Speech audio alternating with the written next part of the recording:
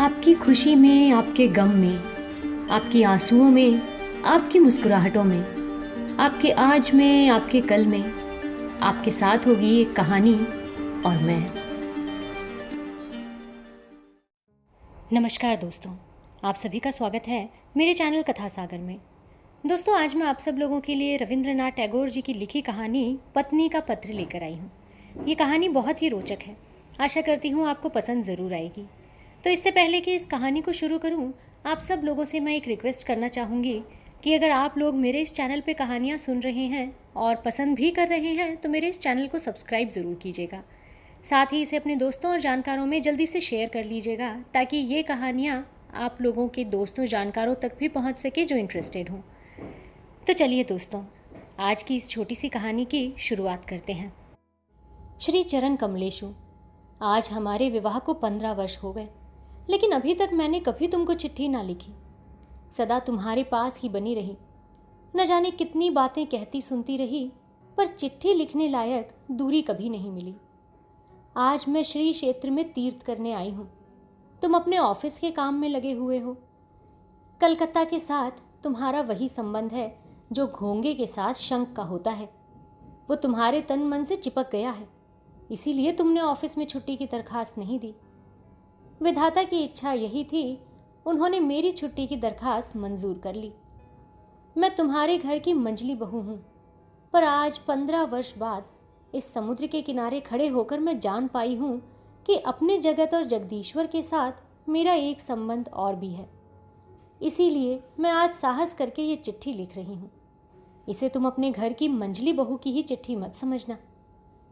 तुम लोगों के साथ मेरे संबंध की बात जिन्होंने मेरे भाग्य में लिखी थी, उन्हें छोड़कर जब इस संभावना का और किसी को पता न था, उसी शैशव काल में मैं और मेरा भाई एक साथ ही सन्निपात के ज्वर से पीड़ित हुए थे। भाई तो मारा गया, पर मैं बची रही। मोहल्ले की औरतें कहने लगीं, मृणाल लड़की है ना, इसलिए बच गई। लड़का होती तो क्या बच सकती थी। चोरी की कला में यमराज भी निपुण है, उनकी नज़र कीमती चीज़ पर ही पड़ती है। मेरे भाग्य में मौत तक नहीं है। यही बात अच्छी तरह से समझाने के लिए मैं ये चिट्ठी लिखने बैठी हूँ। एक दिन जब दूर के रिश्ते में तुम्हारे मामा तुम्हारे मित्र नीरद को साथ लेकर कन्या देखने आए थे, तब मेरी आयु 12 वर्ष की थी। दुर्गम गांव में मेरा घर था, जहाँ दिन में भी सियार बोलते रहते। स्टेशन से 7 कोस तक छकड़ा गाड़ी में चलने के बाद बाकी 3 मील का कच्चा रास्ता पालकी में बैठकर पार करने के बाद हमारे गांव में पहुंचा जा सकता था। उस दिन तुम लोगों को कितनी हैरानी हुई, जिस पर मामा हमारे पूर्वी बंगाल के उस भोजन की हंसी उड़ाना आज भी नहीं भूलते। तुम्हारी माँ की एक ही जिद की, बड़ी बहू के रूप की कमी मंझली बहू के द्वारा पूरी करें, नहीं तो भला इतना कष्ट करके तुम लोग हमारे गांव क्यों आते। पीलिया, यकृत, अमरशूल और दुल्हन के लिए बंगाल प्रांत में खोज नहीं करनी पड़ती, वो स्वयं ही आकर घेर लेते हैं, छुड़ाए नहीं छूटते। पिता की छाती धक धक करने लगी, माँ दुर्गा का नाम जपने लगी। शहर के देवता को गांव का पुजारी क्या देकर संतुष्ट करे। बेटी के रूप का भरोसा था, लेकिन स्वयं बेटी में उस रूप का कोई मूल्य नहीं होता। देखने आया हुआ व्यक्ति उसका जो मूल्य दे, वही उसका मूल्य होता है। इसीलिए तो 1000 रुपये होने पर भी लड़कियों का संकोच किसी भी तरह दूर नहीं होता। सारे घर का घर, यही नहीं सारे मोहल्ले का ये आतंक मेरी छाती पर पत्थर की तरह जमकर बैठ गया। आकाश का सारा उजाला और संसार की समस्त शक्ति उस दिन मानो इस 12 वर्षीय ग्रामीण लड़की को 2 परीक्षकों की 2 जोड़ी आंखों के सामने कसकर पकड़ रखने के लिए चपरासीगिरी कर रही थी। मुझे कहीं छिपने की जगह ही न मिली। अपने करुण स्वर में संपूर्ण आकाश को कपाती हुई शहनाई बज उठी।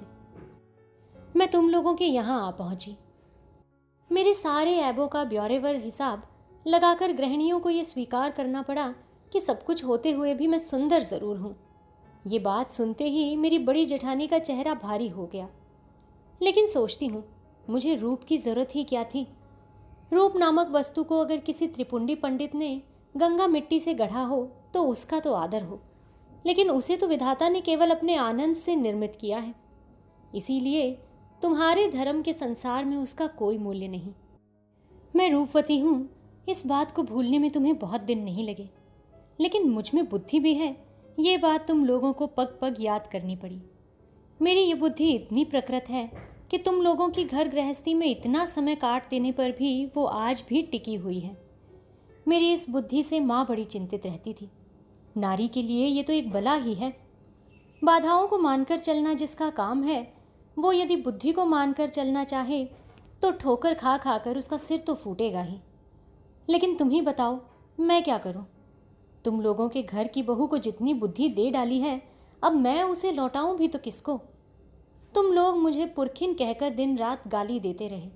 अक्षम्य को कड़ी बात कहने से ही सांत्वना मिलती है, इसीलिए मैंने उसको क्षमा कर दिया। मेरी एक बात तुम्हारी घर गृहस्थी से बाहर थी, जिसे तुम में से कोई नहीं जानता। मैं तुम सब से छिपाकर कविता लिखा करती थी।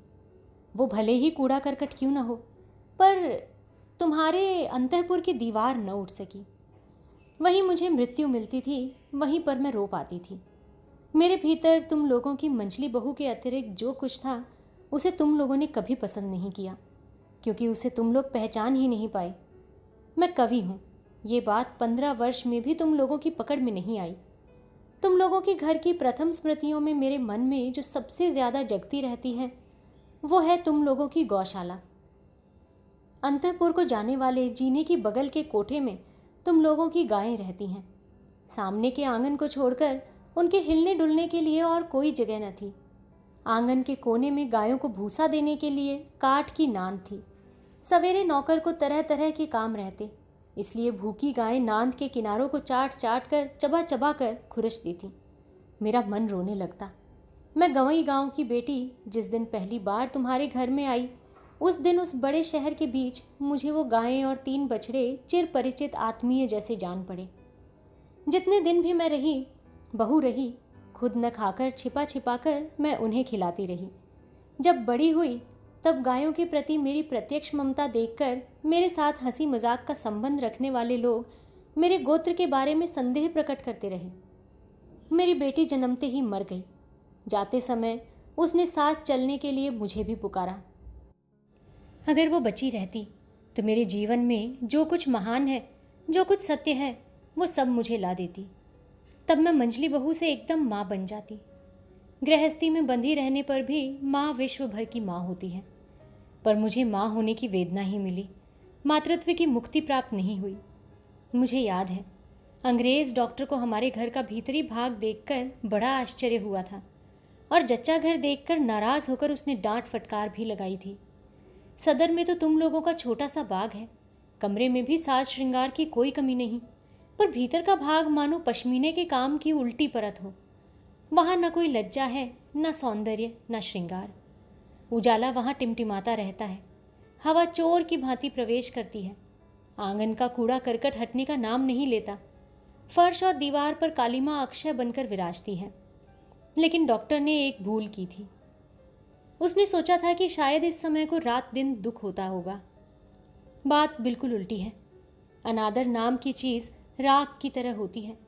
वो शायद भीतर ही भीतर आग को बनाए रखती है, लेकिन ऊपर से उसके भाव को प्रकट नहीं होने देती। जब आत्मसम्मान घट जाता है तब अनादर में अन्याय भी नहीं दिखाई देता, इसीलिए उसकी पीड़ा नहीं होती। यही कारण है कि नारी दुख का अनुभव करने में ही लज्जा पाती है।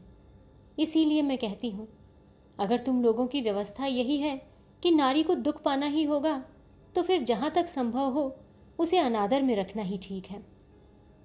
आदर से दुख की व्यथा और बढ़ जाती है।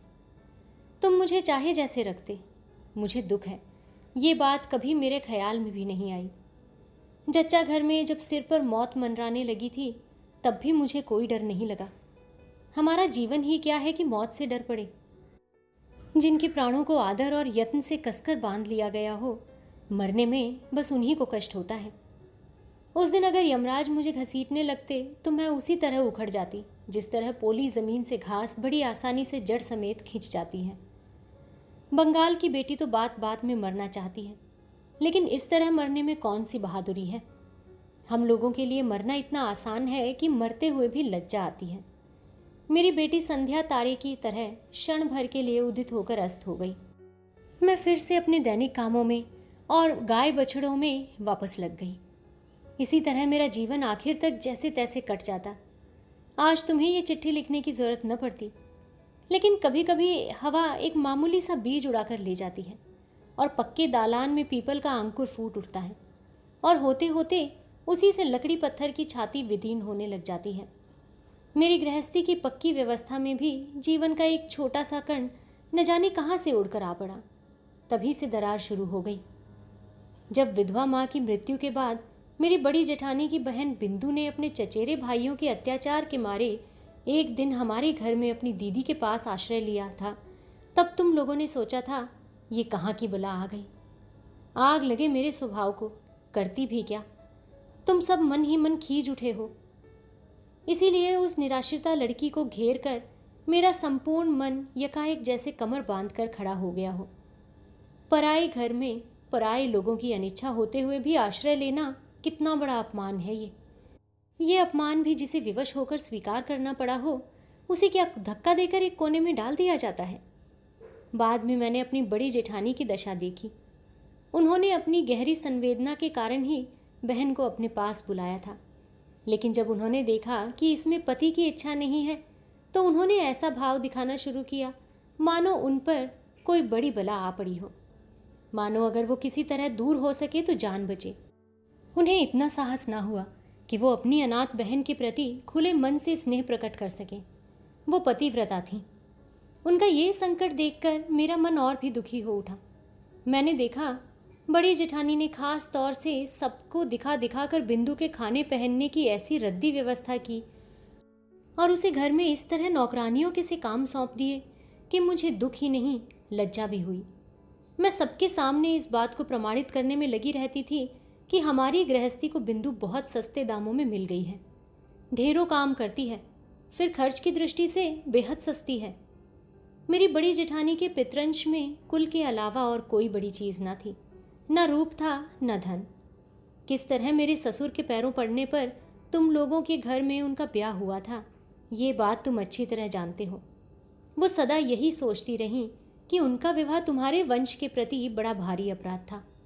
इसीलिए वो सब बातों में अपने आप को भरसक दूर रखकर अपने को छोटा मानकर तुम्हारे घर में बहुत ही थोड़ी जगह में सिमट कर रहती थी। लेकिन उनके इस प्रशंसनीय उदाहरण से हम लोगों को बड़ी कठिनाई होती रही। मैं अपने आप को हर तरफ से इतना बेहद छोटा नहीं बना पाती। मैं जिस बात को अच्छा समझती हूँ उसे किसी और की खातिर बुरा समझने को मैं उचित नहीं मानती। इस बात के तुम्हें भी बहुत से प्रमाण मिल चुके हैं। बिंदु को मैं अपने कमरे में घसीट लाई। जीजी कहने लगी, मंजली बहू, गरीब घर की बेटी का दिमाग खराब कर डालोगी। वो सबसे मेरी इस ढंग से शिकायत करती फिरती थी मानो मैंने कोई भारी आफत ढा दी हो। लेकिन मैं अच्छी तरह जानती हूँ वो मन ही मन सोचती थी कि जान बची। अब अपराध का बोझ मेरे सिर पर पड़ने लगा। वो अपनी बहन के प्रति खुद जो स्नेह नहीं दिखा पाती थी, वही मेरे द्वारा प्रकट करके उनका मन हल्का हो जाता। मेरी बड़ी जेठानी बिंदु की उम्र में 2-1 अंक कम कर देने की चेष्टा किया करती थी, लेकिन अगर अकेले में उनसे ये कहा जाता कि उसकी अवस्था 14 से कम नहीं थी तो ज्यादती न होती। तुम्हें तो मालूम है, देखने में वो इतनी कुरूप थी कि अगर वो फर्श पर गिरकर अपना सिर फोड़ लेती तो भी लोगों को घर के फर्श की ही चिंता होती। यही कारण है कि माता पिता के ना होने पर ऐसा कोई न था जो उसका विवाह करने के लिए सोचता, और ऐसे लोग भी भला कितने थे जिनके प्राणों में इतना बल हो कि वो उससे ब्याह कर सकें। बिंदु बहुत डरती डरती मेरे पास आई, मानो अगर मेरी देह उससे छू जाएगी तो मैं सह नहीं पाऊंगी, मानो संसार में उसका जन्म लेने का कोई अधिकार ही न था। इसीलिए वो हमेशा अलग अलग हटकर आंख बचाकर चलती। उसके पिता के यहाँ उसके चचेरे भाई उसके लिए एक ऐसा भी कोना नहीं छोड़ना चाहते थे जिसमें वो फालतू चीज़ की तरह पड़ी रह सके। फालतू कूड़े को घर के आसपास अनायास ही स्थान मिल जाता है, क्योंकि मनुष्य उसको भूल जाता है। लेकिन अनावश्यक लड़की एक तो अनावश्यक होती है, दूसरा उसको भूलना भी तो कठिन होता है। इसीलिए उसके लिए पूरे घर पर जगह नहीं होती। फिर भी ये कैसे कहा जा सकता है कि उसके चचेरे भाई ही संसार में परम आवश्यक पदार्थ थे। जो हो, वो लोग भी खूब थे। यही कारण है कि जब मैं बिंदु को अपने कमरे में बुला लाई तो उसकी छाती धक धक करने लग गई। उसका डर देखकर मुझे बड़ा दुख हुआ। मेरे कमरे में उसके लिए थोड़ी सी जगह है, ये बात मैंने बड़े प्यार से उसे समझाई। लेकिन मेरा कमरा एक मेरा ही कमरा तो नहीं था, इसीलिए मेरा काम आसान नहीं हुआ। मेरे पास 2-4 दिन रहने पर भी उसके शरीर में न जाने क्या क्या निकल आया। शायद अमहौरी रही होगी या ऐसा ही कुछ होगा। तुमने कहा शीतला, क्यों न हो, वो बिंदु थी ना। तुम्हारे मोहल्ले के एक अनाड़ी डॉक्टर ने आकर बताया, 2-1 दिन और देखे बिना ठीक से कुछ कहा नहीं जा सकता। लेकिन 2-1 दिन धीरज किसको होता। बिंदु तो अपनी बीमारी की लज्जा से ही मरी जा रही थी। मैंने कहा कि शीतला है तो हो, मैं उसे अपने जच्चा घर में लिवा ले जाऊंगी और किसी को कुछ करने की कोई ज़रूरत नहीं। इस बात पर जब तुम सब लोग मेरे ऊपर भड़ककर क्रोध की मूर्ति बन गए, यही नहीं, जब बिंदु की जीजी भी बड़ी परेशान दिखाई हुई उस अभागी लड़की को अस्पताल भेजने का प्रस्ताव करने लगी, तभी उसके शरीर के वो सारे लाल लाल दाग एकदम विलीन हो गए। मैंने देखा कि इस बात से तुम लोग और भी व्यग्र हो उठे। कहने लगे, अब तो वाकई शीतला बैठ गई है, क्यों न हो, बिंदु थी ना। अनादर के पालन पोषण में एक बड़ा गुण है, शरीर को वो एकदम अजर अमर कर देता है। बीमारी आने का नाम ही नहीं लेती, मरने के सारे आम रास्ते बिल्कुल बंद हो जाते हैं। इसीलिए रोग उसके साथ मजाक करके चला गया। हुआ कुछ नहीं है, लेकिन ये बात अच्छी तरह स्पष्ट हो गई कि संसार में ज़्यादा साधनहीन व्यक्ति को आश्रय देना ही सबसे कठिन है। आश्रय की आवश्यकता उसको जितनी अधिक होती है, आश्रय की बाधाएं भी उसके लिए उतनी ही विषम होती हैं। बिंदु के मन से जब मेरा डर जाता रहा, तब उसको एक और कुग्रह ने पकड़ लिया। वो मुझे इतना प्यार करने लगी कि मुझे डर होने लगा। स्नेह की ऐसी मूर्ति तो संसार में पहले कभी देखी ही न थी। पुस्तकों में पढ़ा अवश्य था, पर वो भी स्त्री पुरुष के बीच ही। बहुत दिनों से ऐसी कोई घटना नहीं हुई थी कि मुझे अपने रूप की बात याद आती। अब इतने दिनों बाद ये कुरूप लड़की मेरे उसी रूप के पीछे पड़ गई। रात दिन मेरा मुंह देखते रहने पर भी उसकी आंखों की प्यास नहीं बुझती थी। कहती, जीजी, तुम्हारा ये मुंह मेरे अलावा और कोई नहीं देख पाता। जिस दिन मैं स्वयं ही अपने केश बांध लेती, उस दिन वो बहुत रूठ जाती।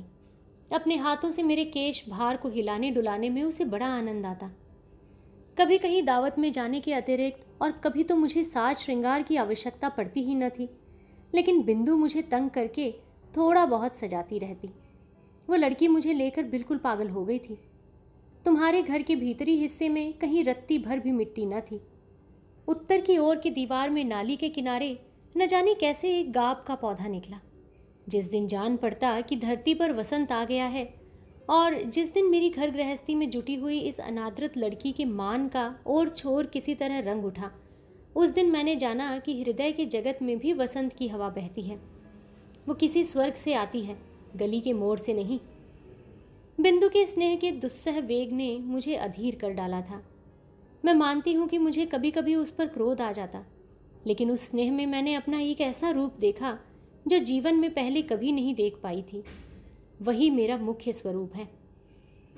इधर मैं बिंदु जैसी लड़की को जो इतना लाड प्यार करती थी, ये बात तुम लोगों को बड़ी ज्यादती लगी। इसे लेकर बराबर खटपट होने लगी। जिस दिन मेरे कमरे से बाजूबंद चोरी हुआ, उस दिन इस बात का आभास देते हुए तुम लोगों को तनिक भी लज्जा न आई कि इस चोरी में किसी न किसी रूप में बिंदु का हाथ है। जब स्वदेशी आंदोलनों में लोगों के घर की तलाशियां होने लगीं, तब तुम लोग अनायास ही ये संदेह कर बैठे कि बिंदु पुलिस द्वारा रखी गई स्त्री गुप्तचर है। इसका और तो कोई प्रमाण न था। प्रमाण बस इतना ही था कि वो बिंदु थी। तुम लोगों के घर की दासियां उसका कोई भी काम करने से इनकार कर देती थीं। उनमें से किसी से अपने काम के लिए कहने में वो लड़की भी संकोच के मारे जड़वत हो जाती थी। इन्हीं सब कारणों से उसके लिए मेरा खर्च बढ़ गया। मैंने खास तौर से अलग से एक दासी रख ली। ये बात तुम लोगों को अच्छी नहीं लगी। बिंदु को पहनने के लिए मैं जो कपड़े देती थी, उन्हें देखकर तुम इतने क्रुद्ध हुए कि तुमने मेरे हाथ खर्च के रुपए भी बंद कर दिए। दूसरे ही दिन मैंने 1.25 रुपये जोड़े की मोटी कोरी की धोती पहनना शुरू कर दी, और जब मोती की माँ मेरी जूठी थाली उठाने के लिए आई तो मैंने उसको मना कर दिया। मैंने खुद ही जूठा भात बछड़े को खिलाने के बाद आंगन के नल पर जाकर बर्तन मल लिए। एक दिन एकाएक इस दृश्य को देखकर तुम प्रसन्न न हो सके। मेरी खुशी के बिना तो काम चल सकता है, पर तुम लोगों की खुशी के बिना नहीं चल सकता। ये बात आज तक मेरी समझ में नहीं आई। उधर ज्यों ज्यों तुम लोगों का क्रोध बढ़ता जा रहा था, त्यों त्यों बिंदु की आयु भी बढ़ती जा रही थी। इस स्वाभाविक बात पर तुम लोग अस्वाभाविक ढंग से परेशान हो उठते थे। एक बात याद करके मुझे आश्चर्य होता रहा है कि तुम लोगों ने बिंदु को ज़बरदस्ती अपने घर से विदा क्यों नहीं कर दिया। मैं अच्छी तरह समझती हूँ कि तुम लोग मन ही मन मुझसे डरते थे। विधाता ने मुझे बुद्धि दी है। भीतर ही भीतर इस बात की खातिर किए बिना तुम लोगों को चैन नहीं पड़ता था। अंत में अपनी शक्ति से बिंदु को विदा करने में असमर्थ होकर तुम लोगों ने प्रजापति देवता की शरण ली। बिंदु का वर ठीक हुआ। बड़ी जेठानी बोली, जान बची। माँ काली ने अपने वंश की लाज रख ली। वर कैसा था मैं नहीं जानती। तुम लोगों से सुना था कि सब बातों में अच्छा है। बिंदु मेरे पैरों से लिपट कर रोने लगी। बोली, जीजी मेरा ब्याह क्यों कर रही हो? मैंने उसको समझाते बुझाते कहा। बिंदु डर मत, मैंने सुना है तेरा वर अच्छा है। बिंदु बोली, अगर वर अच्छा है तो मुझ में भला ऐसा क्या है जो उसे पसंद आ सके। लेकिन वर पक्ष वालों ने तो बिंदु को देखने के लिए आने का नाम भी न लिया। बड़ी जीजी इससे तुंत निश्चिंत हो गई। लेकिन बिंदु रात दिन रोती रहती, चुप होने का नाम ही न लेती। उसको क्या कष्ट है ये मैं जानती थी। बिंदु के लिए मैंने घर में बहुत बार झगड़ा किया था, लेकिन उसका ब्याह रुक जाए ये बात कहने का साहस नहीं होता था। कहती भी तो किस बल पर। मैं अगर मर जाती तो उसकी क्या दशा होती। एक तो लड़की, उस पर काली, जिसके यहाँ जा रही है वहाँ उसकी क्या दशा होगी, इस बात की चिंता न करना ही अच्छा था। सोचती तो प्राण कांप उठते। बिंदु ने कहा, दीदी ब्याह के अभी 5 दिन और हैं, इस बीच क्या मुझे मौत नहीं आएगी? मैंने उसको खूब धमकाया, लेकिन अंतर्यामी जानते हैं कि अगर किसी स्वाभाविक ढंग से बिंदु की मृत्यु हो जाती तो मुझे चैन मिलता। ब्याह के 1 दिन पहले बिंदु ने अपनी जीजी के पास आकर कहा, जीजी मैं तुम लोगों की गौशाला में पड़ी रहूँगी, जो कहोगे वही करूँगी। मैं तुम्हारे पैर पड़ती हूँ, मुझे इस तरह मत धकेलो। कुछ दिनों से जीजी की आंखों से चोरी चोरी आंसू झर रहे थे। उस दिन भी झरने लगे। लेकिन सिर्फ हृदय ही तो नहीं होता, शास्त्र भी तो हैं। उन्होंने कहा, बिंदु जानती नहीं, स्त्री की गति मुक्ति सब कुछ पति ही है। भाग्य में अगर दुख लिखा है तो उसे कोई नहीं मिटा सकता। असली बात तो ये थी कि कहीं कोई रास्ता ही न था। बिंदु को ब्याह तो करना ही था, फिर जो हो वो सो हो। मैं चाहती थी कि विवाह हमारे ही घर से हो, लेकिन तुम लोग कह बैठे कि वर के ही घर में हो, उनके कुल की यही रीति है। मैं समझ गई, बिंदु के ब्याह में अगर तुम लोगों को खर्च करना पड़ा तो तुम्हारी ग्रह देवता उसे किसी भी भांति नहीं सह सकेंगे, इसलिए चुप रह जाना पड़ा। लेकिन एक बात तुम में से कोई नहीं जानता। जीजी को बताना चाहती थी पर बताई नहीं तो वो डर से मर जाती। मैंने अपने थोड़े बहुत गहने लेकर चुपचाप बिंदु का श्रृंगार कर दिया था। सोचा था जीजी की नज़र में तो ज़रूर ही पड़ जाएगा, लेकिन उन्होंने जैसे देखकर भी नहीं देखा। दुहाई है धर्म की, इसके लिए तुम उन्हें क्षमा कर देना। जाते समय बिंदु मुझसे लिपट कर बोली, जीजी तो क्या तुम लोगों ने मुझे एकदम त्याग दिया? मैंने कहा, नहीं बिंदु, तुम चाहे जैसी हालत में रहो, प्राण रहते मैं तुम्हें त्याग नहीं सकती। 3 दिन बीते। तुम्हारे ताल्लुक के आसामियों ने तुम्हें खाने के लिए जो भेड़ा दिया था उसे मैंने तुम्हारी जठराग्नि से बचाकर नीचे वाली कोयले की कोठरी के एक कोने में बांध दिया था। सवेरे उठते ही मैं खुद जाकर उसको दाना खिला आती। 2-1 दिन तुम्हारे नौकरों पर भरोसा करके देखा, उसे खिलाने की बजाय उनका झुकाव उसी को खा जाने की ओर अधिक था। उस दिन सवेरे कोठरी में गई तो देखा बिंदु वो कोने में गुड़मुड़ होकर बैठी है। मुझे देखते ही वो मेरे पैर पकड़कर चुपचाप रोने लगी। बिंदु का पति पागल था। सच कह रही है बिंदु? तुम्हारे सामने क्या मैं इतना बड़ा झूठ बोल सकती हूँ दीदी? वो पागल है। इस विवाह में ससुर की सम्मति नहीं थी, लेकिन वो मेरी सास से यमराज की तरह डरते हैं। ब्याह के पहले ही काशी चल दिए थे। सास ने जिद करके अपने लड़के का ब्याह कर लिया। मैं वहीं कोयले के ढेर पर बैठ गई। स्त्री पर स्त्री को दया नहीं आती। कहती है कोई लड़की थोड़ी ही है, लड़का पागल है तो हो, है तो पुरुष। देखने में बिंदु का पति पागल नहीं लगता, लेकिन कभी कभी उसे ऐसा उन्माद चढ़ता है कि उसे कमरे में ताला बंद करके रखना पड़ता। ब्याह की रात वो ठीक था, लेकिन रात में जगते रहने के कारण और इसी तरह के झंझटों के कारण दूसरे दिन से उसका दिमाग बिल्कुल खराब हो गया। बिंदु दोपहर को पीतल की थाली में भात खाने बैठी थी। अचानक उसके पति ने भात समेत थाली उठाकर आंगन में फेंक दी। न जाने क्यों अचानक उसको लगा मानो बिंदु रानी रासमणी हो न हो, नौकर ने चोरी से उसी के सोने के थाल में रानी के खाने के लिए भात दिया हो, इसीलिए उसे क्रोध आ गया। बिंदु तो डर के मारे मरी जा रही थी। तीसरी रात को जब उसकी सास ने उससे अपने पति के कमरे में सोने के लिए कहा तो बिंदु के प्राण सूख गए। उसकी सास को जब क्रोध आता था तो होश में नहीं रहती थी। बिंदु को कमरे में जाना ही पड़ा। उस रात उसके पति का मिजाज ठंडा था, लेकिन डर के मारे बिंदु का शरीर पत्थर हो गया था। पति जब सो गए तब काफ़ी रात बीतने पर वो किस तरह चतुराई से भागकर आई, इसका विस्तृत विवरण लिखने की आवश्यकता नहीं है। घृणा और क्रोध से मेरा शरीर जलने लगा। मैंने कहा, इस तरह धोखे के ब्याह को ब्याह नहीं कहा जा सकता। बिंदु, तू जैसे रहते थी वैसे ही मेरे पास रह, देखो तुझे कौन ले जाता है। तुम लोगों ने कहा बिंदु झूठ बोलती है।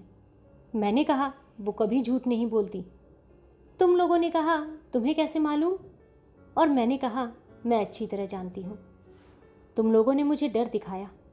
अगर बिंदु के ससुराल वालों ने पुलिस केस कर दिया तो आफत में पड़ जाएंगे।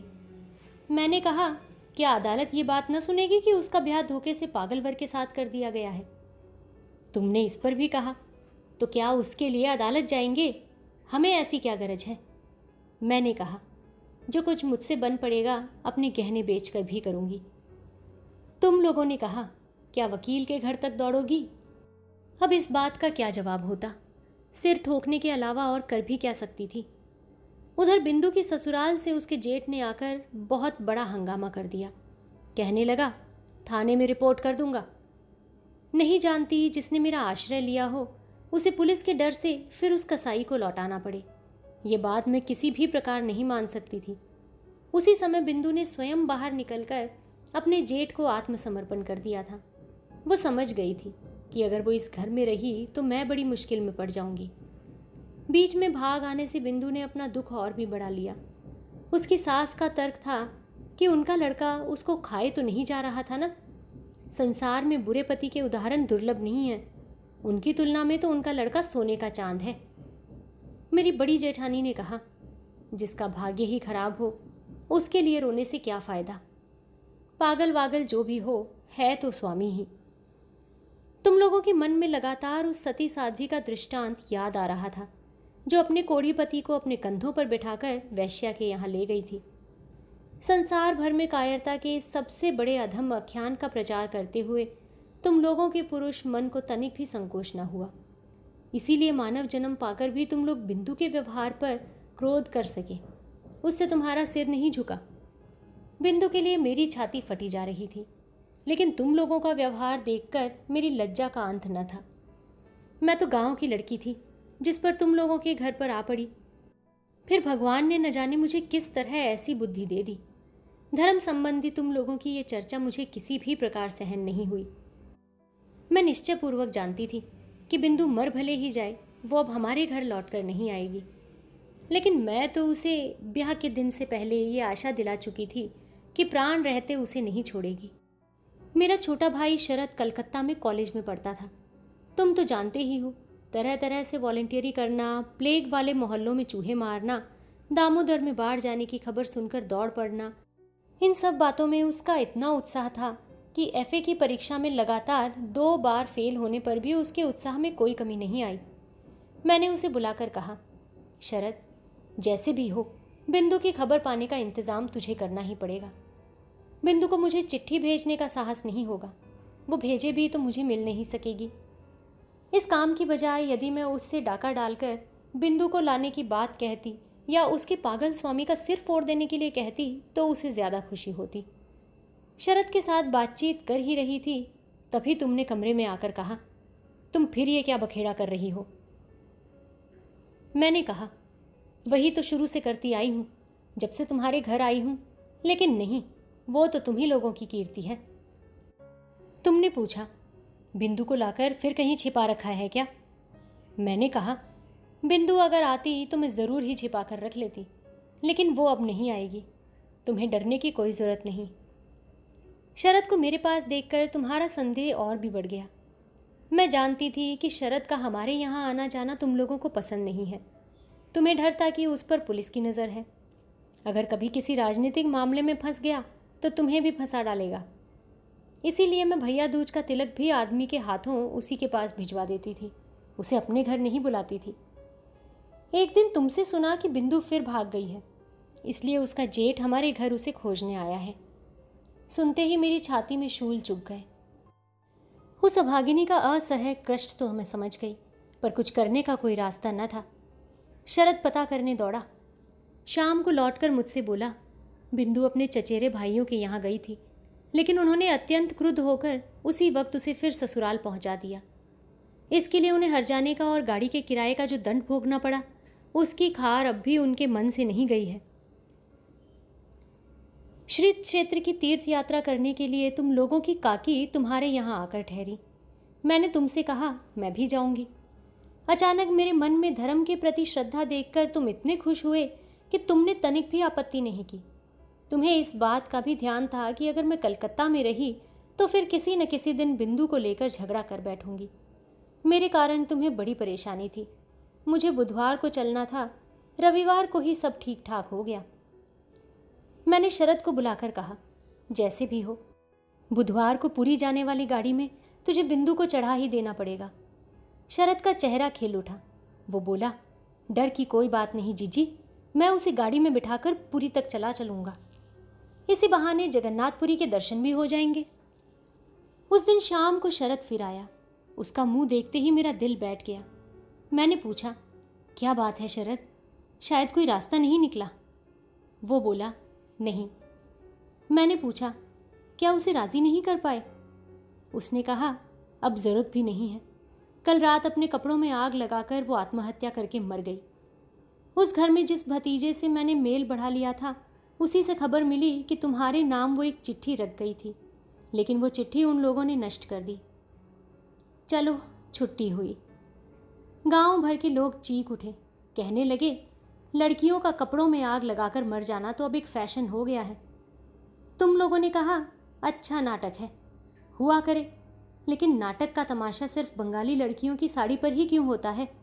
बंगाली वीर पुरुषों की धोती की चुन्नटों पर क्यों नहीं होता? ये भी तो सोचकर देखना चाहिए। ऐसा ही था बिंदु का दुर्भाग्य। जितने दिन जीवित रही, तनिक भी यश नहीं मिल सका, न रूप का न गुण का। मरते वक्त भी ये नहीं हुआ कि सोच समझकर कुछ ऐसे नए ढंग से मरती कि दुनिया भर के लोग खुशी से ताली बजा उठते। मरकर भी उसने लोगों को नाराज़ ही किया। जीजी कमरे में जाकर चुपचाप रोने लगी, लेकिन उस रोने में जैसे एक सांत्वना थी। कुछ भी सही, जान तो बची। मर गई, यही क्या कम है? अगर बची रहती तो न जाने क्या हो जाता। मैं तीर्थ में आ पहुंची हूँ।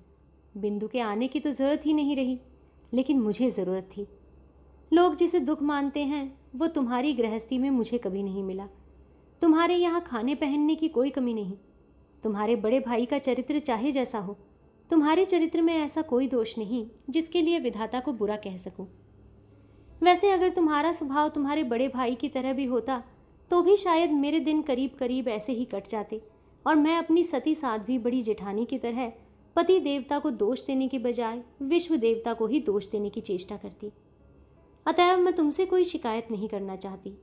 मेरी चिट्ठी का कारण ये नहीं है, लेकिन मैं अब माखन बड़ाल की गली के तुम्हारे उस 27 नंबर वाले घर में लौट कर नहीं आऊँगी। मैं बिंदु को देख चुकी हूँ। इस संसार में नारी का सच्चा परिचय क्या है, ये मैं पा चुकी हूँ। अब तुम्हारी कोई ज़रूरत नहीं। और फिर मैंने ये भी तो देखा है कि वो लड़की ही क्यों ना हो, भगवान ने उसका त्याग नहीं किया। उस पर तुम लोगों का चाहे जितना ही जोर क्यों ना रहा हो, वो उसका अंत नहीं था। वो अपने अभागे मानव जीवन से बड़ी थी। तुम लोगों के पैर इतने लंबे नहीं थे कि तुम मनमाने ढंग से अपने हिसाब से उसके जीवन को सदा के लिए उनसे दबा कर रख सकते। मृत्यु तुम लोगों से भी बड़ी है। अपनी मृत्यु में वो महान है। वहाँ बिंदु केवल बंगाली परिवार की लड़की नहीं है, केवल चचेरे भाइयों की बहन नहीं है, केवल किसी अपरिचित पागल पति की प्रचिंता पत्नी नहीं है। वहाँ वो अनंत है। मृत्यु की उस वंशी का स्वर उस बालिका के भग्न हृदय से निकलकर जब मेरे जीवन की यमुना के पास बजने लगा तो पहले पहल मेरी छाती में मानो कोई बाण बिंध गया हो। मैंने विधाता से प्रश्न किया, इस संसार में जो सबसे अधिक तुच्छ है वही सबसे अधिक क्यों है? इस गली में चार दीवारी के घिरे इस निरानंद स्थान में ये जो तुच्छतम बुद्बुद है वो इतनी भयंकर बाधा कैसे बन गया? तुम्हारा संसार अपनी शट नीतियों से शुद्धा पात्र को संभाले कितना ही क्यों न पुकारे, मैं उस अंतःपुर की जरा सी चौखट को क्षण भर के लिए भी पार क्यों न कर सकी?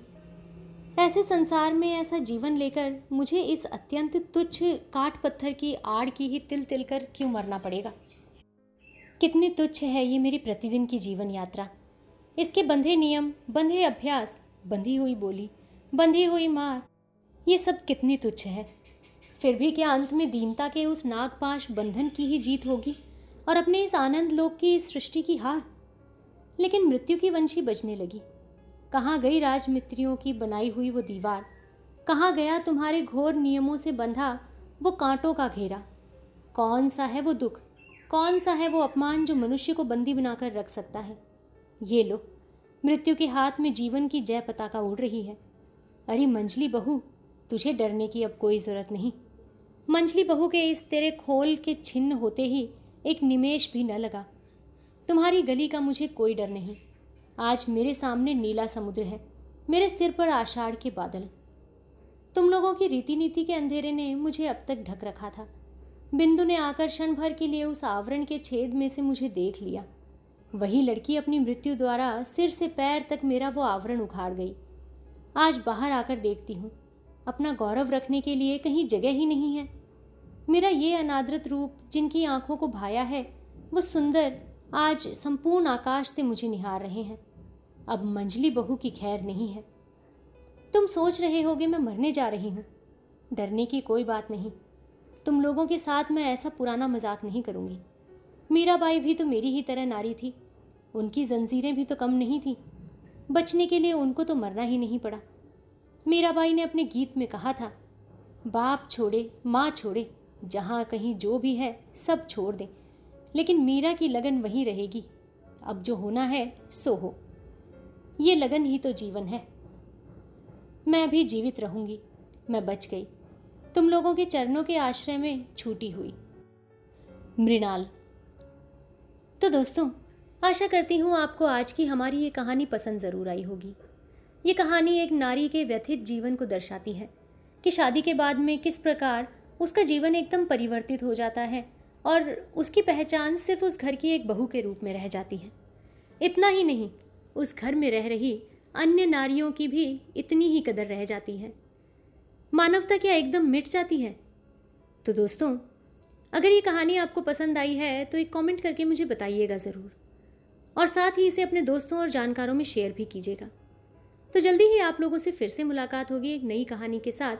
तब तक के लिए मैं आप सब लोगों से विदा लेना चाहूँगी। आप अपना और अपने पूरे परिवार का ध्यान रखिए, खुश रहिए और स्वस्थ रहिए। नमस्कार।